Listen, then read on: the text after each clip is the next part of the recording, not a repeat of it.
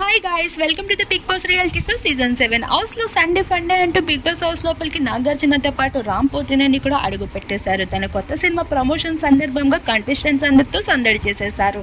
అయితే house mates అందరికీ ఒక్కొక్క టాస్క్ ఇవ్వడంతో పాటు అభిప్రాయాన్ని తెలియజేసుకోమని చెప్పినప్పుడు కంటెస్టెంట్స్ అందరూ రతిగా తిండి తినడం ఎక్కువ, వంట చేయడం చాలా తక్కువ అంటూ తేజ అయితే చెప్తాడు. ఆ మాటకి నాగార్జున గారు వెంటనే కౌంటర్ వేసేస్తారు. తినిపించే వాళ్ళు హౌస్ లో చాలా మంది ఉన్నారు కదా, నీ రెండు కళ్ళు కూడా చాలా కలర్ఫుల్ గా కనిపిస్తున్నాయి అంటూ పల్లవి ప్రసన్ ప్రిన్సెల్ కోసం అయితే రతికాని అయితే ఆట పట్టించేస్తూ నాగార్జున కనిపించేశారు.